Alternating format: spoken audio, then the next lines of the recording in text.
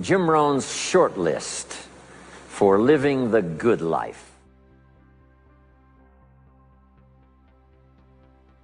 I was raised in southwest Idaho. My parents gave me an incredibly excellent start in my life, which I appreciated very much. But I quit school at age 19, unfortunately. My reasoning was, I'm smart enough to get a job. How much smarter do you need to be? And with that shallow thinking, I quit school, age 19, and got a job, went to work. A little while later, got married, started a little family, and I'm struggling and, trying to do my best. But it seems like each year I'm falling just a little bit further behind. Finally, age 25. The climax of my sort of, weariness with where I was, not doing as well as I thought I should, I hear a knock on my door, and I happen to be home alone. When I opened the door, there was a little Girl Scout about this tall selling Girl Scout cookies. And she gave me the finest sales presentation I've ever heard. Girl Scouts around the world, no better organization. And we've got these cookies, only $2, several flavors. And with a big smile, she very politely asked me to buy. No problem, I wanted to buy. Big problem, I haven't got $2 in my pocket. Now, I'm a grown man, I live in America, I've been to 1 year of college, I'm married, I've got a family, and I don't have $2 in my pocket. And I didn't want to tell her that. So I did what I thought was next best. I lied to her. I said, hey, look, I've already bought lots of Girl Scout cookies. I've still got plenty in the house that we haven't eaten yet. And she said, oh, that's wonderful. Thank you very much. And she leaves. When she leaves, I say to myself, I don't want to live like this anymore. I mean, how low can you get lying to a Girl Scout? I mean, that's about as low as you can go.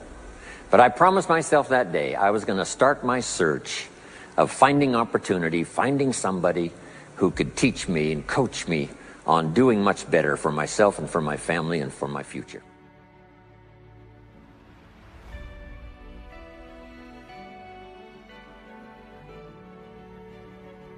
And shortly after that, I met a most extraordinary man, very wealthy, but a friend of mine said, you've got to meet this man.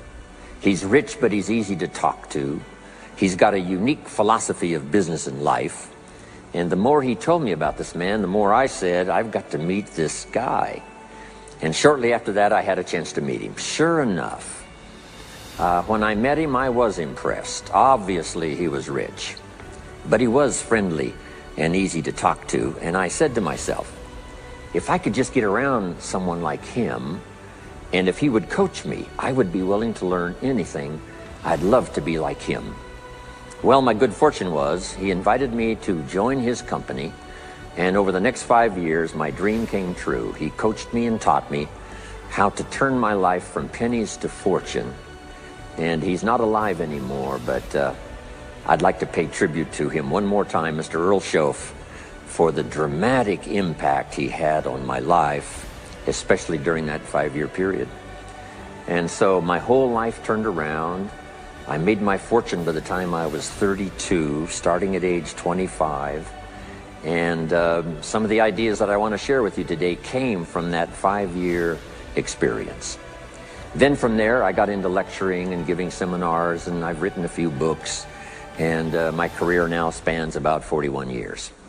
But I'll never forget the impact this gentleman had on my life with a few simple concepts that totally changed my life, changed my future, and changed everything.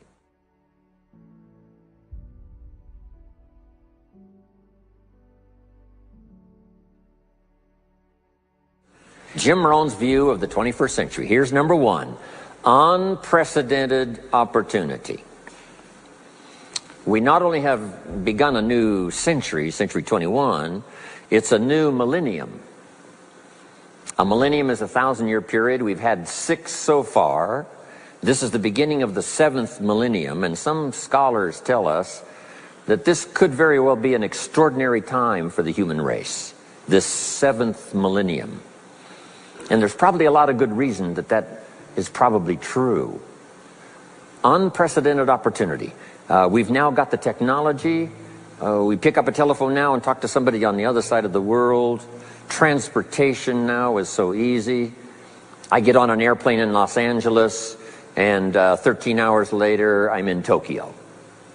5 meals, 3 movies, and you're there. I mean, you know, it's a simple deal.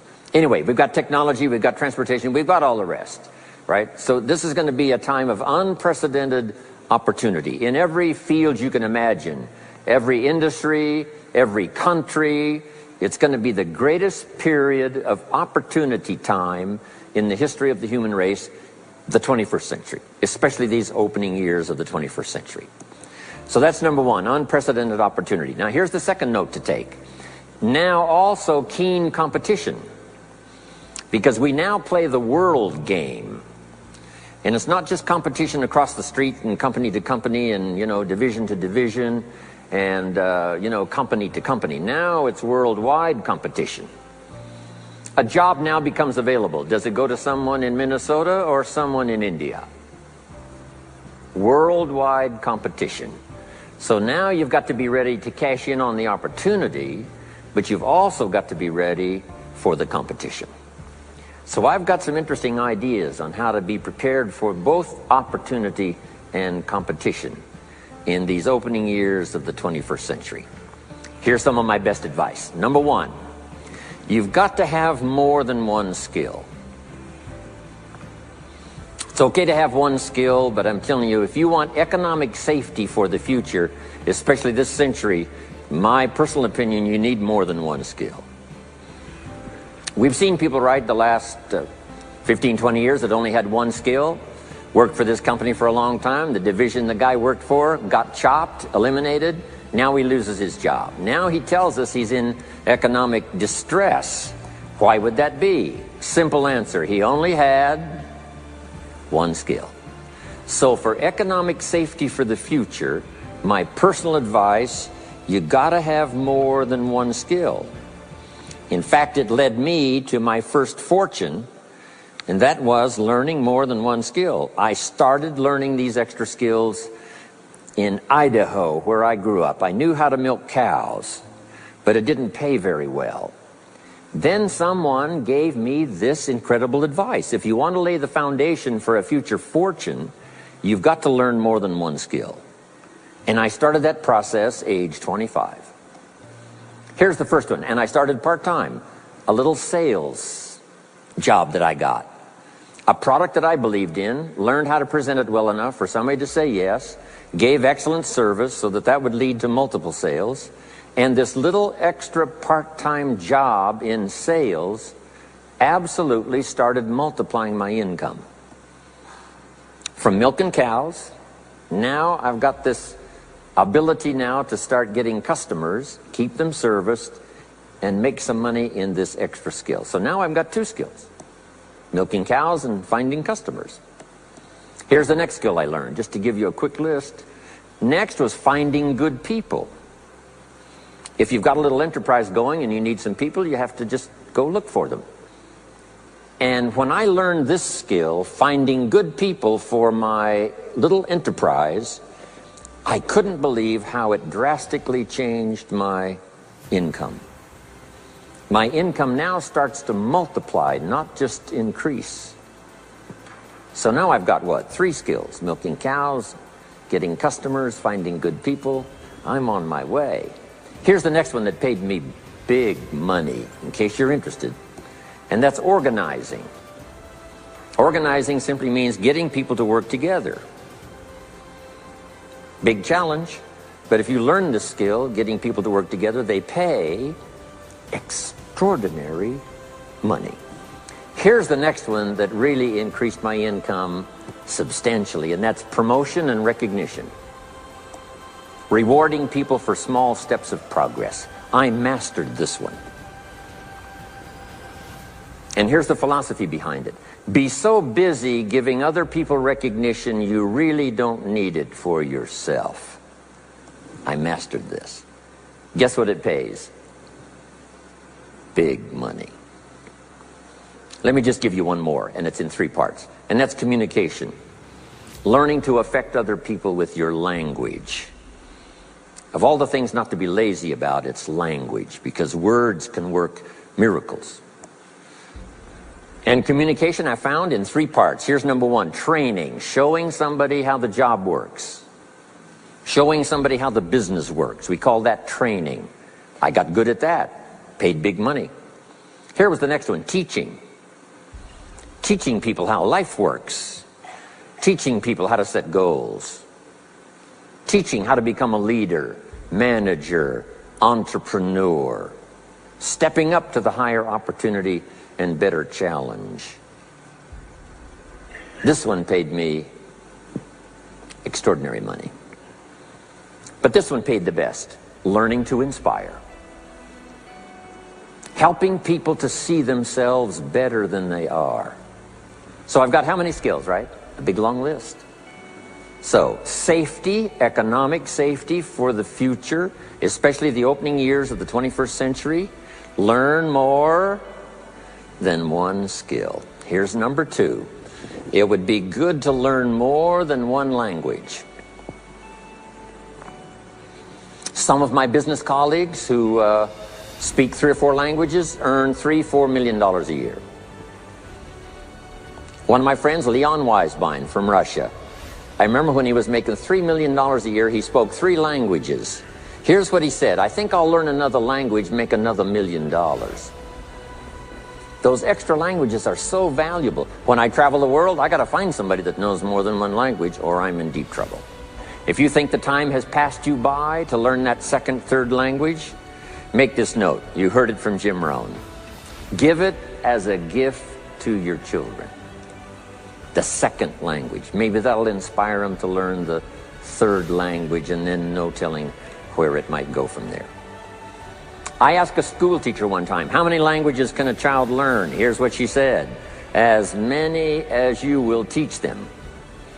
They don't lack capacity, they don't lack intelligence, they certainly don't lack curiosity. They only lack a teacher. So you got my good advice now? More than one skill, more than one language. Here's the rest. Learn the simple economic formula that works for everybody, and I can give it to you in just a couple of sentences. A simple economic formula. Kids can understand it.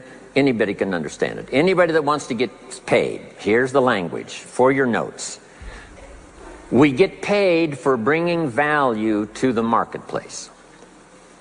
That's as simple as you can put economics. Anybody that wants to get paid. You get paid for bringing value to the marketplace. The marketplace is the people. Now, the value we bring is one part of it, a product or a service, but here's the other part, the value you become. So just off to the side, put the value is 2 parts. The value you bring, like a product. If you manufactured it, you might keep improving the product. If someone else manufactured it and you're out selling it, they probably keep improving the product. But this is the one you have to work on yourself. The value you become, like an entrepreneur, a leader, a teacher, supervisor, manager. What you become also pays much more than what you bring. Once I understood that, then here's what my mentor said. Go to work on yourself harder than you work on your job. If you work hard on your job, you can make a living. Then he said, if you work hard on yourself, you could make a fortune. So I worked hard on my job and made a living, but I learned, starting with those extra hours per week, learning these extra skills, I started working on myself. And here's a philosophical phrase everybody should take home. Here it is. Success is something you attract by becoming an attractive person. Success is not something you pursue. It's what you attract by becoming attractive.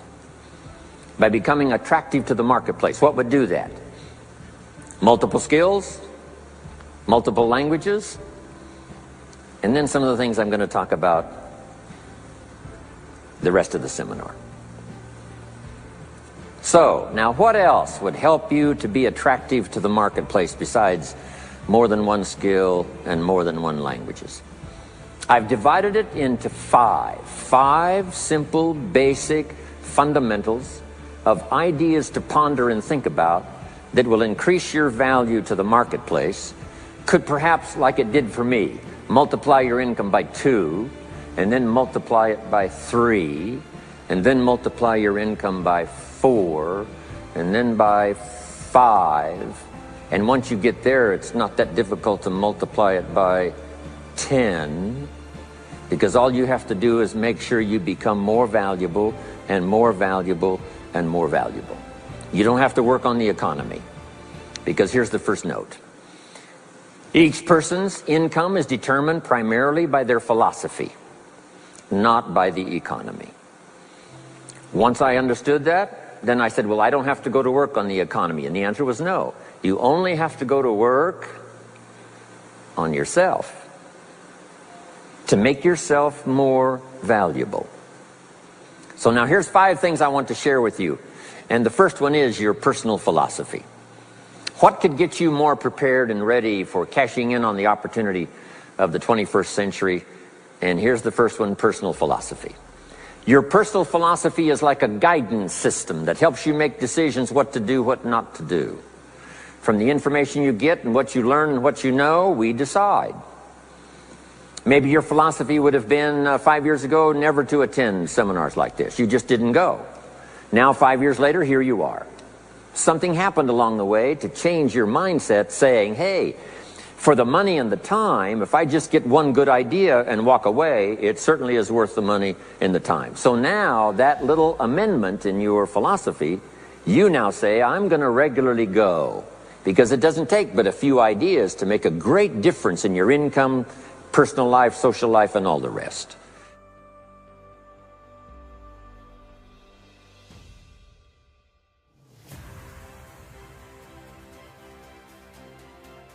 So now you know that's valuable. A change of mind, a change of idea. So that's what personal philosophy is all about. The more we learn, the more we know, the better we're able to make better decisions about 2 major things. Your philosophical guidance system does 2 things. For your notes, number 1, helps you to see the dangers on one side, so you can avoid those. But here's what else your guidance system does. Personal philosophy helps you to see the opportunities on the other side, so that you can expand those, maximize those.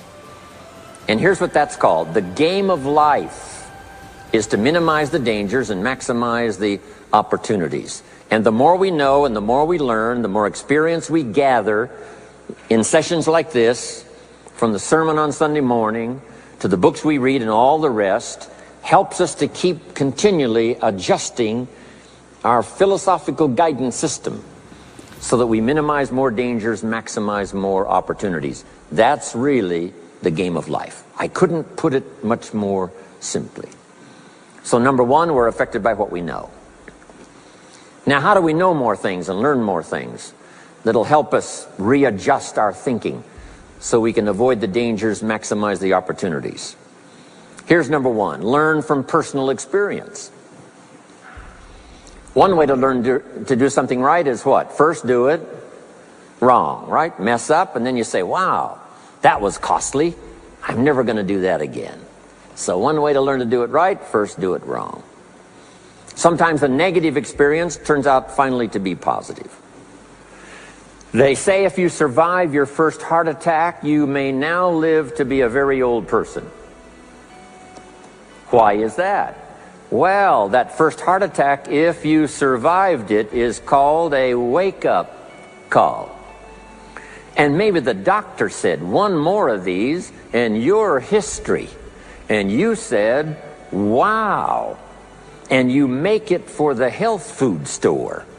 And you start reading every book you can find on good nutrition, how to avoid another one of these heart attacks, and you start jogging and start walking and doing all of the stuff, and this total change of lifestyle could now save your life and cause you to live to be a very old person.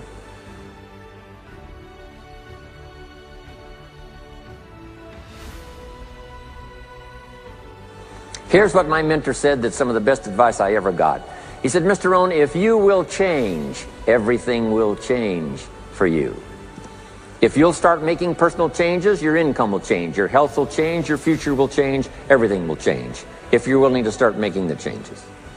So sometimes a negative experience now causes us to really make a sudden shift in our philosophical guidance system that says, hey, I'm never going to let this happen to me again. Fantastic. Now here's the next way to learn, and that is to learn from other people's experiences, whether they are negative or positive. It's too bad failures don't give seminars like this. Wouldn't that be good information? Now we don't want to pay them, so they don't lecture, but their information would be valuable. If you know a guy that's messed up his life for 40 years, you have to say, John, would you spend a day with me?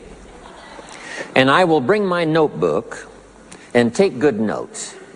A good-looking guy like you, beautiful family, every reason to do well, threw it all away. Teach me how for the last 40 years you messed it all up. And he tells you, and you take good notes. Learning from the negative side of someone's experience. If somebody tells me these eggs are rotten, I'm not going to make an omelet and try it, right? I'm just going to take their advice and their know-how. So, learn number one from your own experiences, learn number two from other people's experiences. And my mentor taught me to always keep a journal. Here's what he said, don't trust your memory. If you want to live a dynamic life, multiplying your income, multiplying your future, be a good student. If a good idea comes your way, write it down, then ponder it, then perhaps go do it. Okay. Now, your philosophy comes from what you learn, comes from what you know, comes from other people's experiences. 3 ways now to learn from other people. Here's number one, learn from what you see. One of the great watchwords of these early years of the 21st century, pay attention. If you just watch, you can pick up clues. Success leaves clues. And if you'll be a better observer of the winners and the losers, those that are doing well and those that are falling behind, and just take mental notes and good notes and say, I'm going to adjust what I'm doing based on what I see. Here's number two. We learn so much from other people based on what we hear. Here's good advice on that. Be a selective listener.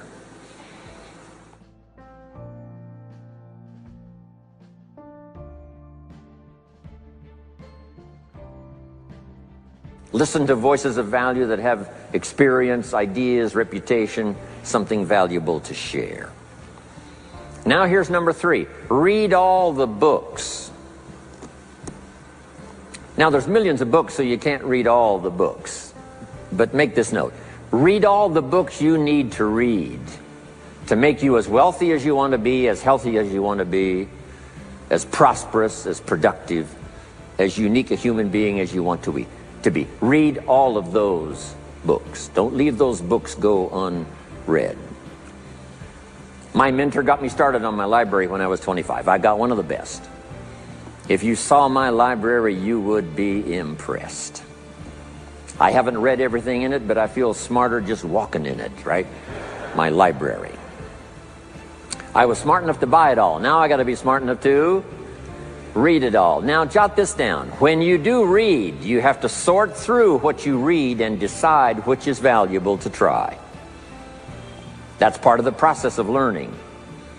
Gathering information and sorting through it. One, the information that would apply to you, and what you think would be valuable based on your current philosophical opinion.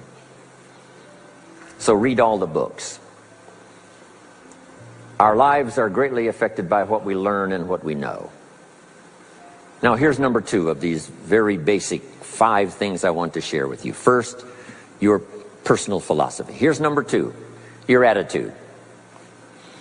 First, we're affected by what we know. When I talk to the kids in high school classes, college classes, that's the first thing I tell them. Get the information while you're here. Right? Nothing worse than being stupid when you get out of school. So get the information. Being broke is bad, but being stupid is what's really bad. And what's really, really bad is being broke and stupid. Nothing much worse than that, unless you're sick. Right? Sick, broke, and stupid. That's about as far as you can fall unless you're ugly. Right? But surely that would be the ultimate, right? The ultimate negative life. Ugly, sick, broke, and stupid. So learn all you can. We're affected by what we know. So get the information. Don't be lazy in learning. Don't be lazy in going through the books, building your library, coming to classes like this consistently. Some of them will be so dramatic, your life will never be the same. Maybe this is one of those today. Next, we're affected by how we feel, attitude. This is the emotional part. We need the intellectual part to set sail. So as the winds blow, we can still get where we want to go. Redefine, keep strengthening our psychological and philosophical guidance system. But now we're also affected by the emotions. That's the power. And jot these notes down as I hurry along now. 4 things to consider on attitude and how you feel. Here's number 1. It's how you feel about the past. It's important to make the past useful. Past experience, even past losses, past failures, as well as successes. To review it and go back over it, see where you went wrong, correct that, invest that now in the future. Don't live in the past, and don't carry the past around like a burden, but simply use your past as one of your mentors to help refine mistakes, make some changes that you can invest now in the future. Here's the second attitude. It's how you feel about the future. We look back for experience. But number 2, we look forward for inspiration. Now, where does the inspiration come from? Looking forward. Here it is, learning to set goals. Number 1, decide what you want. Takes more than 5 minutes.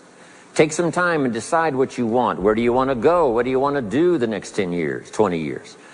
What would you like to become? How many skills would you like to learn? What are the books you want to read? How about the people you want to meet? The cities you want to visit? Experiences you'd like to have over this next period of time? Start thinking about all of that. Here's the next key. Write it all down. Building a life is like building a house. You wouldn't start building the house until you had it finished. Wouldn't you look foolish starting to build the house if it wasn't finished first? What if you were laying bricks and somebody came by and said, "What are you building here?" And you said, "I have no idea." See, they would take you away to a safe place.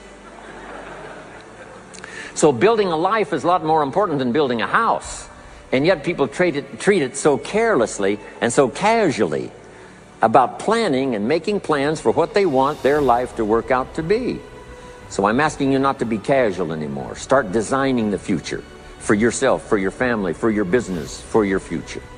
Okay, decide what you want. Okay, so from the past we get experience, from the future we get excitement, inspiration by setting goals.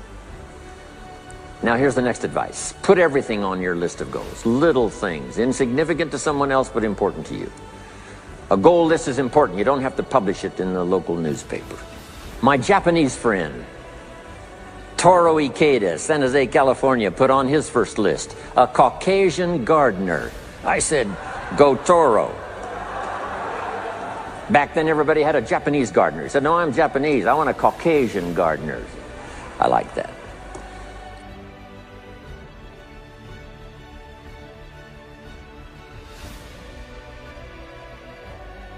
So set goals. Set the goals that'll turn you on, goals that'll get you excited. Put everything on your list. Now, here's the next attitude. It's very important how you feel about everybody. If you want to be a leader extraordinaire, here's what you learn. Each of us need all of us. One person doesn't make an economy. One person doesn't make a symphony orchestra. It takes all of us for each of us to be successful. Each of us need all of us, and all of us need each of us. Each gift is important as we bring it to the table, as we bring it to the country, as we bring it to the community. Learn to appreciate that. Each of us need all of us. Now here's the last one on attitude. It's how you feel about yourself. Nothing more powerful than self-confidence to start multiplying your income by 2, by 3, by 5, by 10. And where does that come from? Make the note. It comes from self-esteem. Doing the things you know you should do, and at the end of the day, your self-esteem is soaring and high. You've met the people you said you'd meet. You made the calls you said you would make. You did the things that you required of yourself to do. And at the end of the day, you feel great about yourself. That is one of the greatest motivating factors for the future. Self-esteem. Feeling good about yourself. Now let me give you the miracle piece of this formula. If you're ready, say, I'm ready. Here it is. Number 3 is activity. We're affected by what we do. Now we've gotten to the formula of how to turn ideas into reality, how to turn imagination into substance. It's called number 3, activity. So add these notes to it now. Activity is the work. Activity is the labor. You might add labor pains. I'm short on personal experience here, but the mothers in the room would tell us that we know what that's all about. Labor pains. Why would an upcoming potential mother be willing to put herself through maybe a rather painful experience? She said, that's an easy answer. And it's for your notes. It produces new life. Why wouldn't she put herself to the labor? Now comes the miracle of new life. And whether it's new career life, or new business life, or new friendship life, or new married life, or new life of any kind, it has to come from the work. It comes from the labor. In fact, labor was so important. Here was the original formula for labor. If you have forgotten it, remind yourself. For your notes, 6 days of labor and what? 1 day of rest. Now it's important not to get those numbers mixed up. Why is that? Here's why. Why not 5-2? I don't know, maybe 5 and 2 would be okay. If God would have thought of 5 and 2, he might have made it 5 and 2. But you can't think of everything when you're putting one of these together.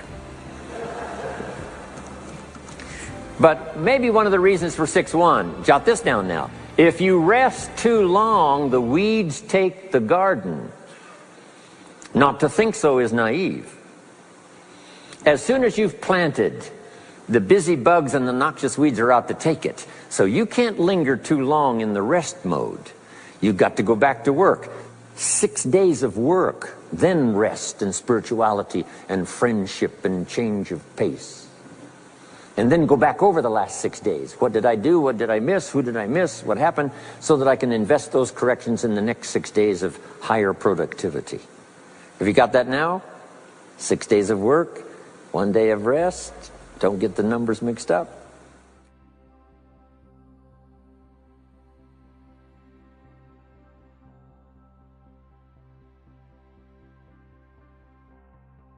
Activity. Now, activity finishes the miracle. Good question for your notes. How did this convention center get here? Let me give you the steps. Number 1, somebody saw it while the property was vacant. You say, well, how could you see a convention center if it isn't here? It's the only way it will be here. And somebody has to see it so clearly they can draw a picture of it, saying, this is the convention center. You say, no, it isn't there. They say, yes, this is the convention center. The artist's rendering shows you a picture of what isn't there. That's the beginning of imagination. So to turn nothing into something, here's what you do. Imagine the possibilities. That's why we recommend testimonials for someone to say, hey, I started with pennies and I made a fortune. And when they finish, sometimes they say something like this, if I can do it, what? You can do it. And we start imagining the possibilities. Here's number 2, have faith to believe that some of them are possible for you. And both imagination and faith are powerful forces, but we still don't have a hotel. We still don't have a house. Even though those are powerful forces, it is the beginning. Now, imagination and faith must be deposited in activity or it is wasted. But the finishing touch of the miracle process is now, go to work. Go to work and build a better career. Go to work and build good health. You can't have good health without the work. When did we start hearing that phrase? No pain, what? No gain. You got to do the work. You can read all the books until you're wise. You can have faith and believe until it is extraordinary. But now you must go to work. And if you'll learn to appreciate the work that produces the miracle of good health, the miracle of a career, the miracle of a relationship, the miracle of a fortune.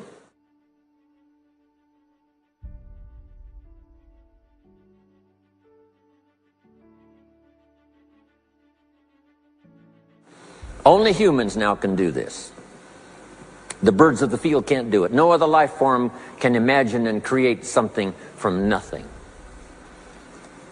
Have faith and then build it and make it real. Only humans. It's an extraordinary gift. Depends on how often you use it. So number one of the ideas I wanted to share with you to make this an extraordinary opening year century for you is philosophy. We're affected by what we know. Second is attitude. We're affected by how we feel. Third is activity. We're affected by what we do. Now here's the final two pieces. Number four, learn to measure progress. Once you've set up a project now, you want to turn nothing into something. Now you must measure your progress. How are you doing? Here's how we teach it to our children. Life expects us to make measurable progress in reasonable time. Measurable progress in reasonable time. That is the game of life. So part of it is not just to set up the proposed project, but as we start working on it, we start measuring how we're doing. Now first, what is reasonable time? You can't ask someone every 5 minutes, how are you doing now? See, that's too soon. Guy says, I haven't left the building yet. Give me a break. Now we can't wait 5 years. That's too long. So there's reasonable time. So make this note now. What is reasonable time? One, at the end of the day. A conversation a father should have with his daughter today, because the magic is there. If he waits till tomorrow, the magic may be gone. Today. Next is a week. Make that note. Usually, we get paid by the week. Somebody adds up our value to the marketplace, out comes the check. The next week, somebody adds up our value to the marketplace, out comes the check. What I learned to do is to change my value to the marketplace so the check kept getting bigger and bigger and bigger. I didn't have to change the economy, I only had to change myself. Measure your own progress. Success is a numbers game. We demanded of our children, how many years do you want your child to spend in 4th grade? Approximately. About 1 year, right? You say, well, if they're nice kids, would you give them 3 or 4 years? You say, no. This is not a nice game. This is getting ready for the future. This is getting ready for the challenges and the opportunities. You can't linger in 1 grade more than 1 year. Now make this note. The same should go for us as adults. Don't linger more than 1 year in 1 grade of learning. Adult, management, entrepreneurship, leaderships of all kind. Keep up the pace of learning. Okay. The numbers. Measure. Count.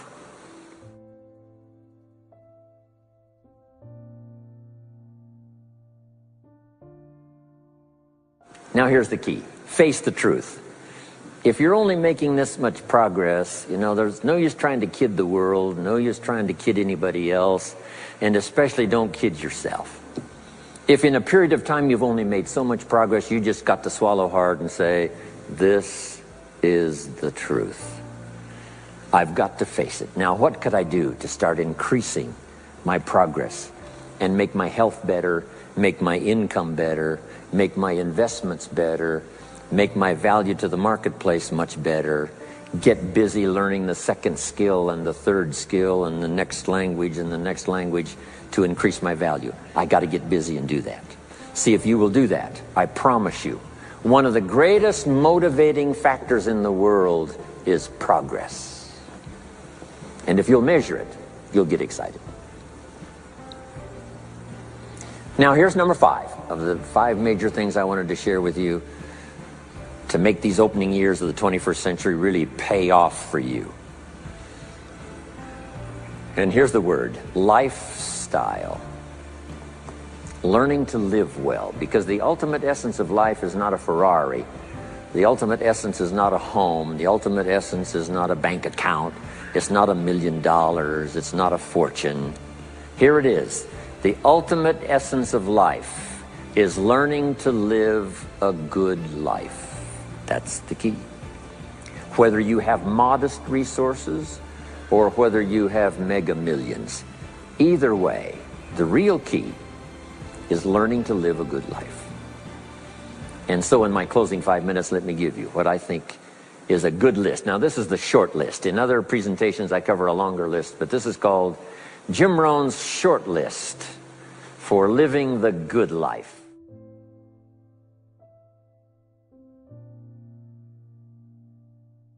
Here it is. Number 1, productivity.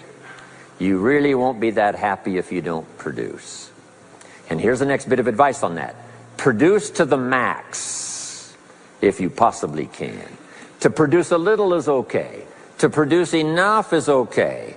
To produce some to get by is all right. But why not try productivity to the max? Andrew Carnegie, who built the steel industry back in the 30s, here's what Andrew said. I'm going to spend the first half of my life accumulating money. I'm going to spend the last half of my life giving it all away. He got so inspired by that goal that the first half of his life he accumulated $400 million, which back in the 30s was a lot of money.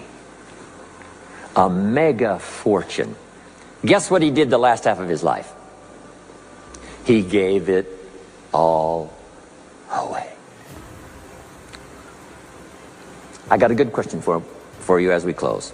Here's the question. What's got you turned on? What's got you up early? What's got you eager to face the day? What's got you inspired to learn the extra skill, put in the extra time, go the extra mile, learn how to work with people, guarantee your future? Good question. Here's number 2, good friends. You got to have good friends. The best support system in the world is good friends. Collect and nourish those as priceless.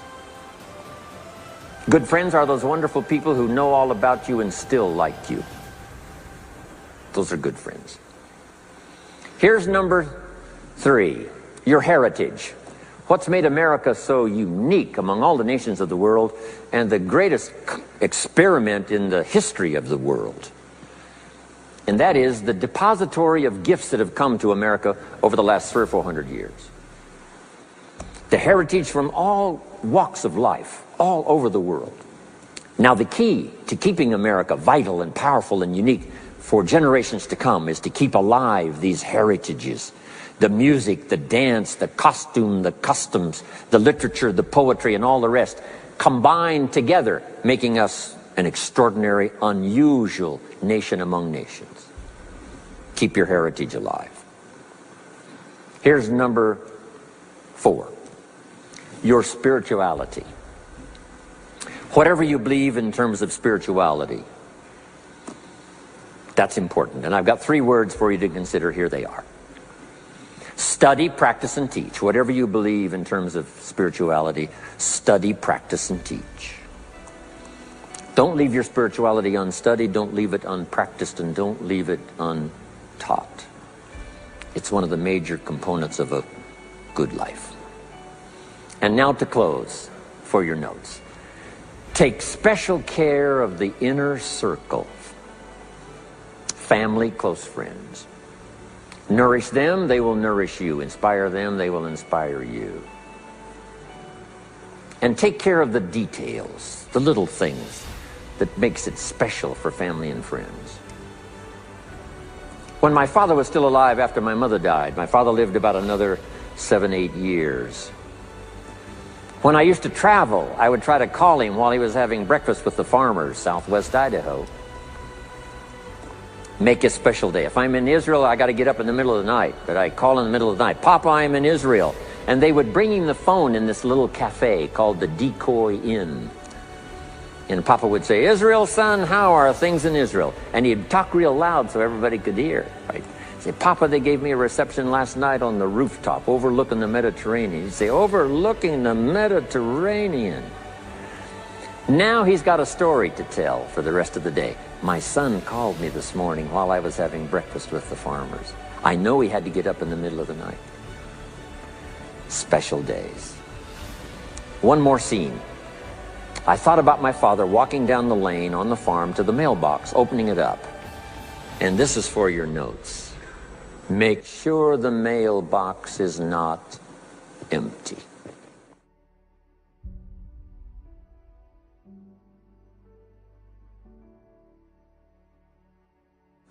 My father lived to be 93. What kind of an experience would that be for a day? Age 93, open the mailbox and it's empty. Even if it's just a postcard, make sure the mailbox is not empty.